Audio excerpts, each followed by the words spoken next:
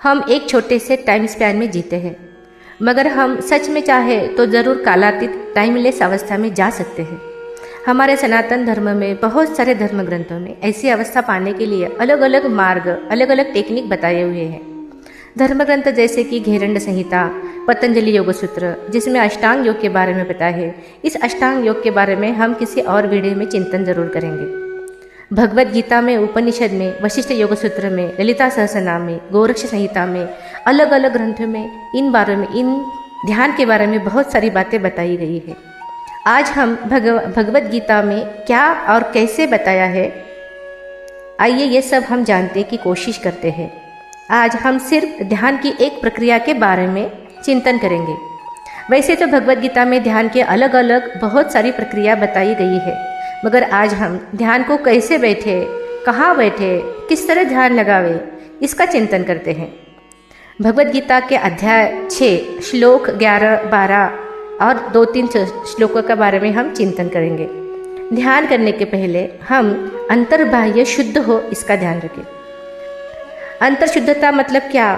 तो मन में कोई भी विकार ना हो, किसी के प्रति कोई द्वेष, क्रोध, आसक्ति, बाह्य चिंतन, विषयों का चिंतन कम से कम ध्यान के वक्त तो कम से कम छोड़ने की कोशिश कीजिए। बाह्य शुद्धता क्या है? तो हमारा मुंह झूठा ना हो। अगर आपने कुछ खाया हो तो पानी पीजिए। कपड़े साफ धुले हुए हो, इनका आप ज़रूर ख्याल रखो। अगर आप बाथरूम टॉयलेट करके आए हो तो हाथ पैर धुल के पानी पी लीजिए। शुद्ध धुले हुए कपड़े पहन लीजिए। ये हुई शुचिता, अंतर्बाह्य शुचिता के बारे में ये थोड़ी सी छोटी छोटी चीज़ें। अब बात करते हैं देश की। देश शुचे है। देश शुचे देश मतलब क्या? कोई पवित्र देश।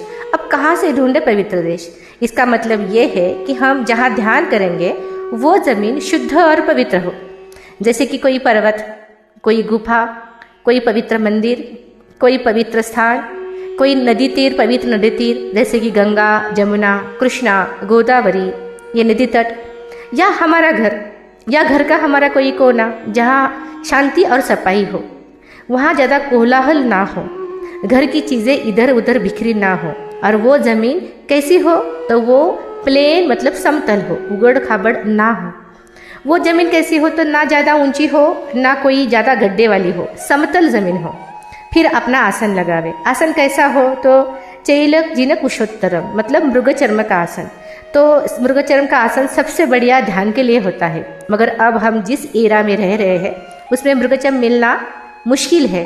फिर क्या करें? कुश का आसन हमें आसानी से भी मिलता है। तो पहले कुश का आसन, उसके ऊपर मृगजन या कोई मुलायम कपड़ा या कोई साफ सुथरा आसन लीजिए और वो आसन सिर्फ ध्यान के लिए ही इस्तेमाल कीजिए। इधर काम के लिए, जैसे कि भोजन करना, कोई चर्चा करना, ऐसे चीज़ों के लिए उस आसन का इस्तेमाल ना कीजिए। और दूसरी बात, आप अपना आसन खुद का ही रखिए और अपने लिए सीमित रखिए, क्योंकि कोई आसन इस्तेमाल करेगा तो उसके विचार, उसके कर्म आपके ध्यान में, वो ध्यान के वक्त वो चिपक जाएंगे और आपके ध्यान में वो सब संस्कार आ जाएंगे और आपके ध्यान में व्यवधान डालेंगे। इसीलिए अपना खुद का आसन हमेशा रखिए। अपना आसन स्थिर कीजिए। स्थिर आसन मतलब स्थिरमासन मात्मनः, मतलब आप स्थिर बैठिए, रीढ़ की हड्डी सीधी हो, गर्दन सीधी रखिए। आप अपने लिए कोई भी सुखासन चुन लीजिए, जैसे कि पालथी मान के बैठना, सिद्धासन, स्वस्तिकासन, पद्मासन, वज्रासन, अर्ध पद्मासन। आसन ऐसा हो कि हम कम से कम 1 मिनट से 1 या 2 घंटे स्थिर बैठ सके। अब तत्रेकाग्रम मनः कृत्वा, अब हमें मन को एकाग्र करना है। यत चित्तेन्द्रिय क्रिया, तो मन को कैसे एकाग्र करना है? तो यत चित्तेन्द्रिय क्रिया मतलब हमारे इंद्रिय की क्रिया को रोक के उन सब को एक जगह एकाग्र करना है।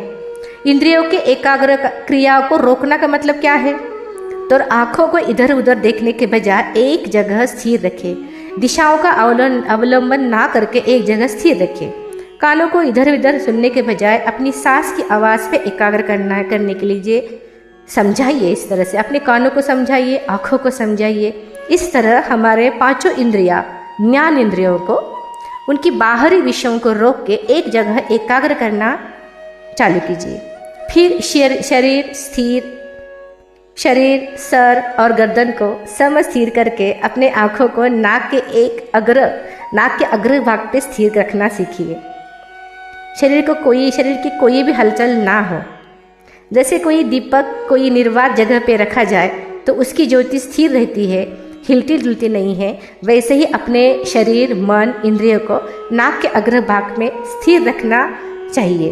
कम से कम 1 मिनट के ध्यान से आप शुरुआत कीजिए। इस तरह से 1 मिनट से धीरे धीरे अपनी टाइम पीरियड बढ़ाइए, धीरे धीरे उसको बढ़ाओ।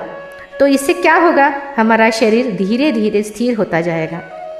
हमारा शरीर पंच महाभूतों से बना हुआ है। पानी, आकाश की मात्रा सबसे ज़्यादा है। किसी सरोवर में अगर आप पत्थर डालें तो उस पर लहरों या तरंगों की हलचल शुरू हो जाती है। वैसे ही हमारे शरीर में पानी और वायु पूरे शरीर में हलचल हमेशा पैदा करता रहता है। उसमें हमेशा तरंगे आती रहती है, दिन रात तरंगे उठती रहती है। तो उन्हीं सब तरंगों को, उन्हीं सब व्यापारों को स्थिर करने के लिए पहले हमें इस तरह के ध्यान की पहली पायदान ये है। अब हम सब एक 3D में जीते हैं, मतलब 3 डायमेंशन में जीते हैं, एक लिमिटेड टाइम स्पैन में जीते हैं, मगर हमारे अंदर इन सब के परे जाने की ताकत है। उसे हम खुद हमेशा अंडर एस्टिमेट करते रहते हैं। तो चलिए हमारे अविनाशी नित्य आनंद को जानने की कोशिश करते हैं।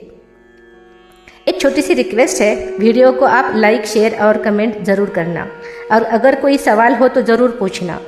तो चलो गीता का कौन से श्लोक के बारे में आज हमने चिंतन किया वो देखते हैं। योगी युञ्जित सततम आत्मानं रहसि स्थितः एकाकीयत चित्तात्मा निराशीर परिग्रह शुचो देशे प्रतिष्ठाप्य स्थिरमानसमात्मनः नातु शीतं नाति नीचं चैलाजिन कुशोत्तरम्। तत्रैकाग्रं मनः कृत्वा यतचित्तेन्द्रियक्रियः उपविश्यासने युञ्जाय योगमात्मविशुद्धये समं कायशिरो ग्रीवं धारयन्नचलं स्थिरः सम्प्रेक्ष्य नासिकाग्रं स्वं दिशश्चानवलोकयन् यथा दीपो निवान्तस्थो नेङ्गते सोपमा स्मृता योगिन यतचित्तस्य युञ्जतो योगमात्मनः।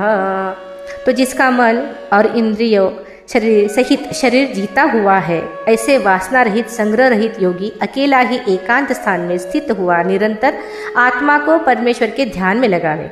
शुद्ध भूमि में कुशा, मृगछाला और वस्त्र है उसके परि, जिसके ऐसे अपने आसन को न अति ऊंचा न अति नीचा स्थिर स्थापन करके उस आसन पर बैठकर मन को एकाग्र करके चित्त और इंद्रियों की क्रियाओं को वश में किया हुआ अंतःकरण की शुद्धि के लिए योग का अभ्यास करें। काया, शीर और ग्रीवा को समान और अचल धारण किए हुए दृढ़ अपने नासिका के अग्रभाग को देखकर अन्य दिशाओं का अवलोकन ना करें। जिस प्रकार वायु रहित स्थान में स्थित दीपक नहीं चलायमान होता है, वैसे ही उपमा परमात्मा के ध्यान में लगे हुए योगी के जीते हुए चित्त की कही गई है।